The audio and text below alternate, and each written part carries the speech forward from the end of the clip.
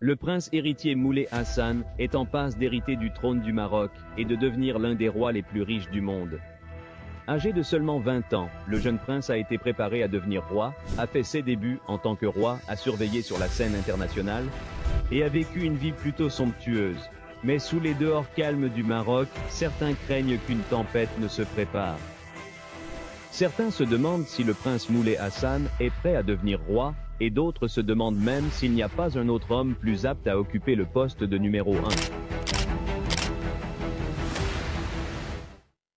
En outre, les rumeurs selon lesquelles la santé de son père, le roi Mohamed, se détériore inquiètent de ce qui se passerait si le prince Hassan accédait au trône aujourd'hui.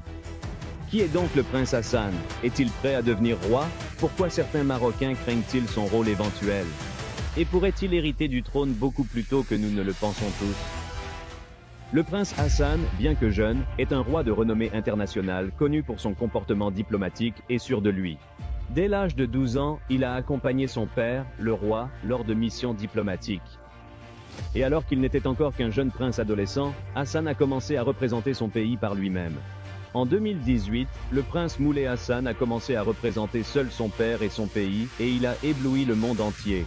Le jeune Hassan, qui n'avait alors que 15 ans, a participé à la conférence des Nations Unies sur le changement climatique en Pologne. Représentant son pays, il a prononcé un discours en arabe, appelant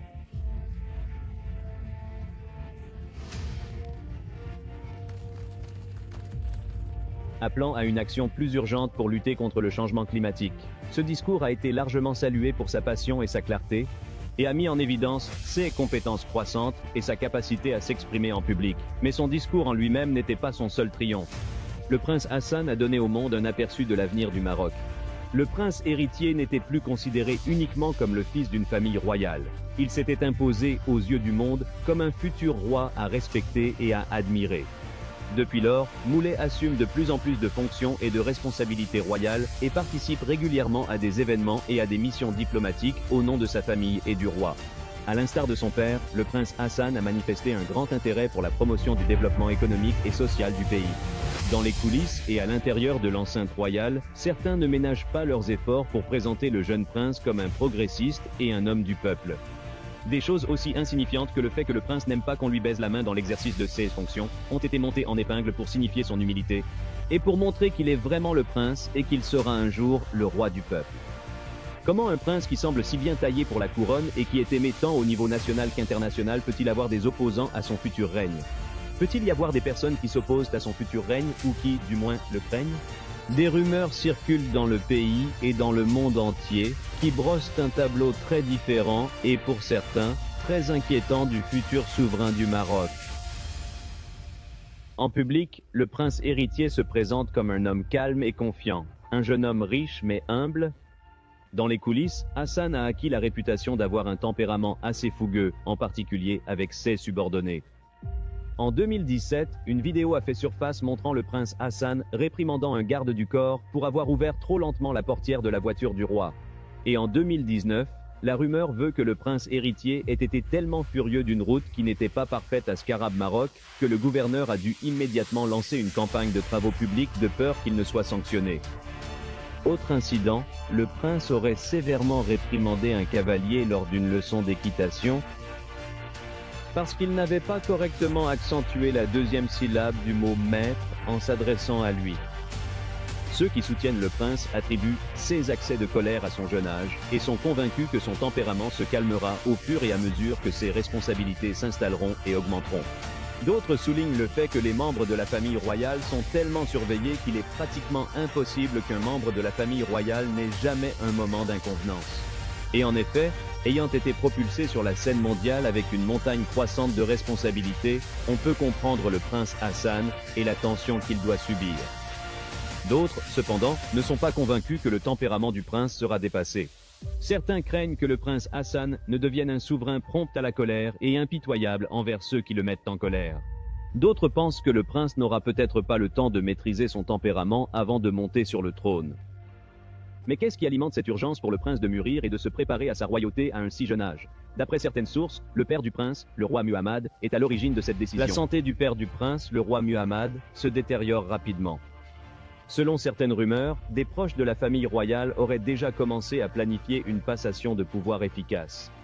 La santé du roi Mohammed est une source d'inquiétude pour les Marocains depuis des années, bien que les détails exacts de son état de santé ne soient pas connus en raison de la nature très privée de la famille royale et de l'influence très forte qu'elle exerce sur les médias marocains. Nous savons que, comme son père, le roi Mohammed a connu des complications cardiaques et qu'en 2018, il a dû subir une opération du cœur à Paris. Il est également connu pour souffrir d'une affection oculaire récurrente qui a nécessité des soins médicaux dans le passé. Cette situation, associée à l'apparente faiblesse accrue du souverain lors des quelques événements publics auxquels il a participé récemment, a alimenté les craintes d'une disparition probable, et ont placé le jeune prince Hassan sous une lumière encore plus vive. Lorsque le roi finira par disparaître, le prince Hassan ne prendra pas seulement le contrôle d'un pays, il deviendra l'un des membres les plus riches de la famille royale. Le prince héritier Malay Hassan est déjà connu comme le prince le plus riche du monde. Avec une valeur nette de plus de 1,5 milliard de dollars et un montant supplémentaire estimé à 8 milliards de dollars dont il héritera lorsqu'il deviendra roi, il est facile de comprendre pourquoi. La famille du jeune roi possède de nombreux palais au Maroc et dans le monde, dont un palais de 80 millions d'euros au cœur de Paris, et dispose d'une flotte d'avions. Avec toute cette richesse, il est évident que le prince Hassan a toujours eu une vie très exclusive. Le prince a été scolarisé au Collège Royal, une école construite à l'intérieur du palais royal de Rabat, qui n'ouvre une classe que lorsqu'un aîné royal commence ses études.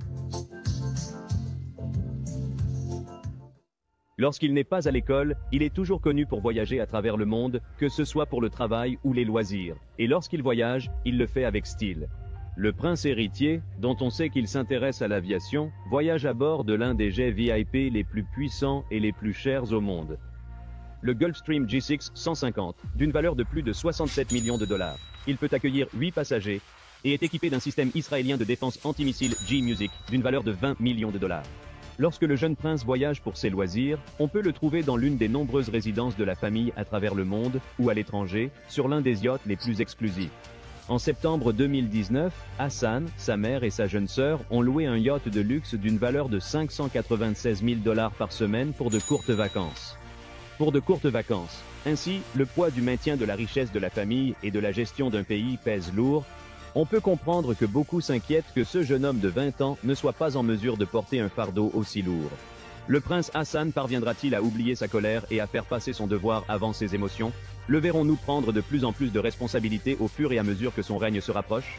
Sera-t-il à la hauteur des espoirs et des rêves de son père et de son pays en tant que roi? Ou bien un autre pourrait-il prendre sa place en tant que prochain souverain du Maroc? Son oncle, le prince Rachid peut-être?